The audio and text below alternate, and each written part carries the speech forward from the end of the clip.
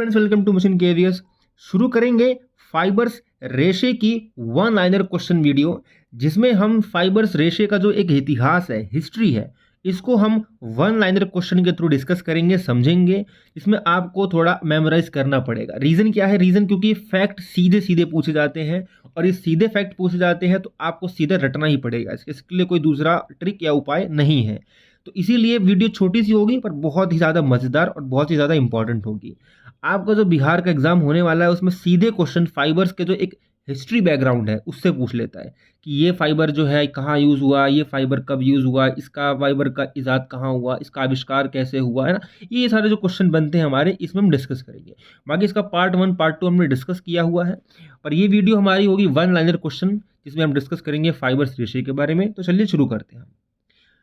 हम पहला क्वेश्चन। हमारा पहला क्वेश्चन क्या है कि पुराने जमाने में भारतवासी किन रेशों से बने वस्त्र पहनते थे। ये क्वेश्चन अगर आता है कि एंशिएंट टाइम में जो लोग हुआ करते थे, कौन से भारत के लोग हुआ करते थे, वो किस फाइबर के रेशे पहना करते थे, तो आपका आंसर ध्यान रखना रुई कॉटन की होगा। बिल्कुल ये आपके बुक में लिखा है, तो जो बुक में आपके लिखा है वही हम डिस्कस करेंगे, उसके अलावा कुछ डिस्कस नहीं करेंगे। ठीक। किसका रेशा सर्वप्रथम कपड़े बनाने के लिए प्रयोग किया गया था। यानी कि अगर पूछता है कि सबसे पहले क्लॉथ बनाने के लिए किस कपड़े में, तो किस फाइबर का यूज हुआ, तो हुज फाइबर, यानी कि विच फाइबर वॉज यूज। तो which fibre was use first to make clothes. तो ध्यान रखना, जहन में रखना अपने, सन, फ्लेक्स का।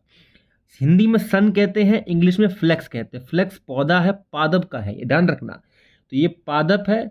अब इसको कुछ कुछ लोग भांग भी कहते हैं। अब भांग जैसा ही दिखता है, भांग ही कहते हैं इसको। फ्लेक्स है, सन है। तो ये जो फ्लेक्स सन है, इसी से ही, इसी के फाइबर से, इसी के छोटे छोटे रेशे निकाल के ही कपड़े बनाए जाते थे। सर्वप्रथम किससे बनाए गए थे?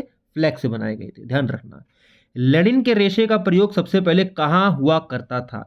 ये क्वेश्चन बनता है कि लेनिन हमारा एक प्रकार का जो फाइबर है, उसका जो रेशा है, उसके रेशे का प्रयोग सबसे पहले कहाँ हुआ था, ये पूछता है क्वेश्चन।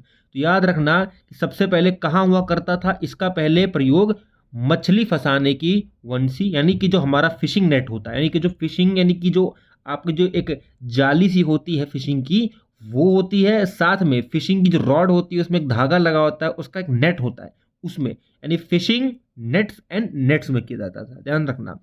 तो मछली फंसाने की जो वंशी होती थी, नीचे जो एक हैंगर सा होता था उसके लिए, साथ ही साथ जाल के लिए। किस जाल के लिए? मछली के जाल के लिए।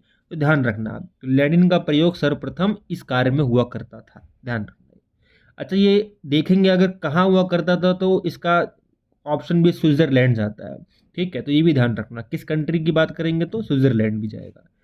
आगे बात करेंगे कि रेशे देने वाले पौधे में सबसे पहले किस पौधे की खोज हुई, यानी कि विच प्लांट वॉज डिस्कवर्ड, यानी कि first plant to be discovered in fibre plants, यानी कि फाइबर प्लांट्स, यानी कि हमें पहले यही नहीं पता था कि प्लांट भी फाइबर दे सकता है। तो ऐसा पहला कौन सा प्लांट था जिसको ढूंढा गया और पाया गया कि ये रेशे देने वाला प्लांट है? तो आपका आंसर होगा हेम्प। ठीक है, तो हेम्प का प्लांट सबसे पहले पाया गया था। हेम्प की खेती चीन में कब शुरू हुई?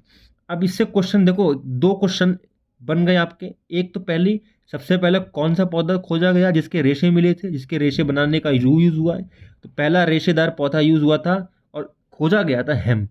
दूसरा, हेम्प की खेती चीन में कब शुरू हुई, यानी कि अब हेम्प का पौधा अगर खोजा गया सबसे पहले है, तो जाहिर सी बात है इसका खोज भी कहाँ हुई होगी? चीन में हुई होगी। तो ध्यान रखना, हेम्प की खोज भी चीन में हुई है। दो आपको देखो, एक ही क्वेश्चन से दो आंसर मिल गए और दो आपको चीजें याद हो गई। अब हेम्प की खेती चीन में कब शुरू हुई? तो ध्यान रखना, इसका आंसर होगा आपका 4500 BC। ठीक है, तो 4500 ईसा पूर्व इसका आंसर होगा। मिस्र में लेनिन की कटाई एवं बुनाई कब विकसित हुई? यानी कि मिस्र में लेनिन की, यानी कि लेनिन फाइबर है, उसकी कटाई और बुनाई का जो काम है वो कब विकसित हुआ, कब डेवलप हुआ? इजिप्ट में। तो ये भी आपका याद रखना, 3420, यानी कि 3400 BC में। तो ध्यान रखना 3400 ईसा पूर्व की बात है, उस समय ये विकसित हुई थी मिस्र में, लेनिन की कटाई और बुनाई की विधि, ध्यान रखना। ठीक है, कहाँ सर्वप्रथम रेशम का रेशा प्रयोग में लाया गया था? यानी कि रेशम का भी रेशा, यानी कि रेशम जो है, रेशम फाइबर, उसका रेशा सर्वप्रथम कहाँ प्रयोग में लाया गया था? तो आपका आंसर होगा चाइना में, चीन में। तो चीन में अब देखो ये भी क्वेश्चन बनता है कि सर्वप्रथम अगर रेशम का रेशा कहाँ यूज हुआ है, चीन में हुआ है, तो रेशम की खोज भी कहाँ हुई होगी, चीन में हुई होगी, बिल्कुल। मैरिनो वुल किस देश से संबंधित है, मैरिनो वुल बहुत फेमस वुल है, बहुत प्रसिद्ध वुल है, ध्यान रखना ये ऊन इतना प्रसिद्ध है कि इसका सीधा पूछता है किस कंट्री से संबंधित है, तो ध्यान रखना स्पेन से संबंधित है, ठीक है। अगला, बांग्लादेश की राजधानी ढाका किस प्रकार के रेशे के लिए प्रसिद्ध थी, तो ढाका जो है यानी कि राजधानी है बांग्लादेश की, तो विच फेमस फाइबर वॉज, कौन सा फेमस फाइबर है, ध्यान रखना मलमल, जो एक महीन सूती कपड़ा होता है। तो ढाका जो है बांग्लादेश की राजधानी जो है, तो वो मलमल के लिए फेमस थी, ये ध्यान रखना, किस रेशे के लिए, मलमल के लिए। आगे बढ़ जाते हैं, भागलपुर और कांजीवरम की प्रसिद्धि का मुख्य कारण, ये आज तक है और पहले भी था। तो भागलपुर और कांजीवरम की प्रसिद्धि का मुख्य कारण क्या था, ऑप्शन में अगर आए तो बिल्कुल टिक करना, रेशमी कपड़े, सिल्क फैब्रिक, या यूं कहूं तो सिल्क के लिए। अब सिल्क के लिए फेमस है कांजीवरम और भागलपुर। अब कांजीवरम भागलपुर सिल्क के लिए फेमस है, और स्पेशली साड़ी के लिए, कौन सी साड़ी, सिल्क की साड़ी, ये ध्यान रखना, ठीक। जादुई रेशा किसे कहते हैं, जादुई रेशा किसे कहते हैं, बहुत सिंपल क्वेश्चन है, सिंथेटिक फाइबर को कहते हैं जादुई रेशा, जो अपने यानी कि अपने आप में इतनी क्वालिटी रखता है, यानी कि कोई ठंडी हो, गर्म हो, बरसात हो, हर तरीके का। तो सिंथेटिक फाइबर जो है, संश्लेषित रेशम जो होता है, संश्लेषित जो रेशा होता है, फाइबर है, रेशम नहीं है, फाइबर है, तो उसको क्या कहते हैं, जादुई रेशा कहते हैं, ध्यान रखना।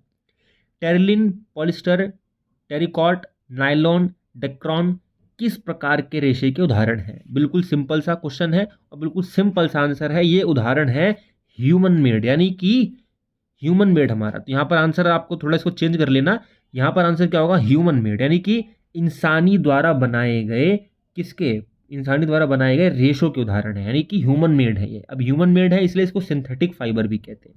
सिंथेटिक फाइबर भी हम वन लाइनर क्वेश्चन में डिस्कस करेंगे नेक्स्ट वीडियो में, ठीक, ये तुम डिस्कस कर चुके। तो हमारा छोटा सा वीडियो था, इसमें हमने हिस्ट्री थोड़ा सा बैकग्राउंड, ज़्यादा बड़ा नहीं था, थोड़ा सा बैकग्राउंड डिस्कस किया रेशम के बारे में, जो आपकी किताब में दिया गया है, इंपॉर्टेंट है, आपका ईवीएस में भी है, साइंस में भी है। तो आई होप को मज़ा आ जाओ, समझ में आ जाओ। मिलेंगे नेक्स्ट इंपॉर्टेंट वीडियो के साथ, जिसमें हम डिस्कस करेंगे सिंथेटिक फाइबर के बारे में, और कोशिश होगी हमारी कि इसको भी हम वन लाइनर क्वेश्चन में डिस्कस कर लें, जिसके लिए आपके लिए इसको आपके लिए सरलता होती है नोट्स बनाने में भी और आपको याद रखने में भी। मिलेंगे नेक्स्ट वीडियो में, तब तक ले दित्री मिशन आप केवीएस।